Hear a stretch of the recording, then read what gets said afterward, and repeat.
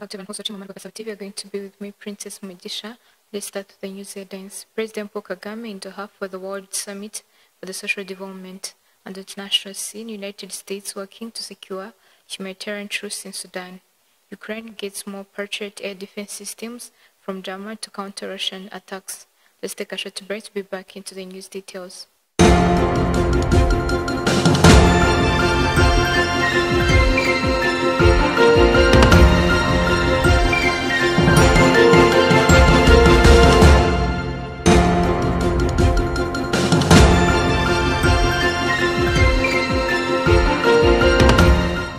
Let's start our new details here in Rwanda. President Paul Kagame arrived in Doha, Qatar on Monday, November 3rd, 2025 to attend the World Summit for the Social Development.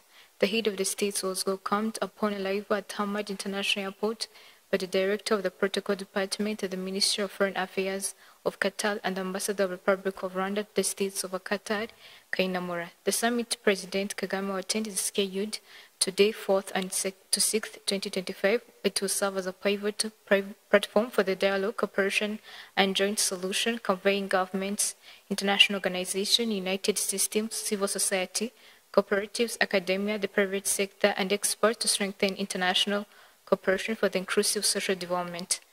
It will serve as also a convening at the level of heads of the states government. The summit aims to address the gaps and recommit to the Copenhagen Declaration on Social Development and the Program of Action and its implementation, and give momentum towards the implementation of the 2030 Agenda. The summit will be held in Doha at the Qatar International Convention Center. Pre-summit events scheduled 3rd November 2025. In a world facing deepening inequalities, democratic shifts, and the rapid technological and environmental changes, the Second World Summit for Social Development provides a crucial platform for the global dialogue and cooperative action. It is a unique space for leaders from government, international organizations, non-governmental organizations, civil society, the private sector, academic institutions, and UN system to engage on social development issues at the highest level and advance social progress, ensuring that no one is left behind in the global sustainable development journey. Turning to our next story, yesterday, Minister Major General retired Albert Murasira met with Governor of the National Bank of Rwanda, Soraya Hakuziyaremye, to discuss the strengthening collaboration on public asset protection, disaster risk management as part of the Rwanda's efforts to enhance economic resilience and physical preparedness. The meeting also explored the introduction of disaster risk microinsurance to support housing recovery for vulnerable households, alongside ongoing initiative under the disaster risk financing and national insurance strategies, advancing Rwanda's goal to build a safe and financially resilient nation. Now let's turn our focus to this story, where yesterday Rwanda joined the world in celebrating the World One Health Day. This marks the launch of the ADCR, a system leveraging technology to advance One Health agenda integrating human, animal, and environmental health. Speaking at One Health Day 2025 celebration, Professor Dr. Claude Muvunyi emphasized the deep interconnectedness between human health, animal health, and environment. He welcomed the launch of Rwanda's integrated disease surveillance and response system as a key milestone in the country's One Health journey. With the new DRC, Rwanda can detect disease earlier and track outbreaks from effectively and share information across sectors in real time. Let's take a short break to be back into the international news.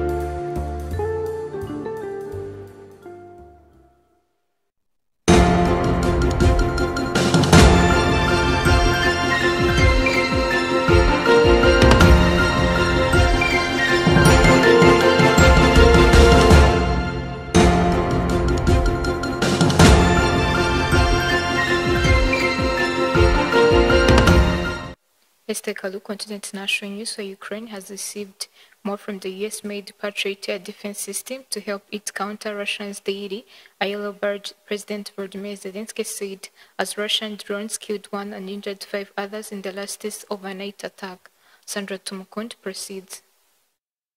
Let's start with international news in Africa. The United States says it is working with both Sudanese army and the paramilitary rapid support forces to secure humanitarian truce. This follows a sharp escalation in bloodshed in the conflict after rapid support forces fighters captured the North Darfur region's capital, Fasher, following an 18-month siege. There have been widespread reports of atrocities committed against civilians and humanitarian aid workers in the city by the group. The war in Sudan started in April 2023 when tensions between the military and rapid support forces exploded into open fighting in the capital, Khartoum, spreading across the country. Washington's senior advisor for Arab and African affairs, Masad Boulos, says the U.S. is determined to end the bloodshed. Boulos said they are working on the first phase right now and hope to finalize it soon. The U.S. has been working with Sudan, Arabia, Egypt, and the United Arab Emirates, calling themselves the Qaeda, to solve the war. It released a joint statement on 12 September calling for humanitarian truce for an initial 3 months to deliver desperately needed aid throughout Sudan, followed by permanent ceasefire. The reports and videos circulating of rapid support forces and allied gunmen committing atrocities against civilians, including beatings, killings, and sexual assaults, according to the testimony by civilians and aid workers. According to United Nations figures, more than 40,000 people have been killed in the long-standing war, but it is believed the true number could be many times higher. The fighting has driven more than 14 million people from their home and created what is believed to be the world's worst humanitarian crisis. Turning to our next story, Volodymyr Zelensky has pleaded with Western partners to provide more Patriot system, but production limitation and the need for maintained stockpiles have slowed their delivery. Ukraine has received more US-made Patriot air defense system to help it counter Russia's daily aerial barrages. President Volodymyr Zelensky said as Russian drones killed one and injured 5 others in the latest overnight attack. Zelensky has pleaded with Western partners to provide more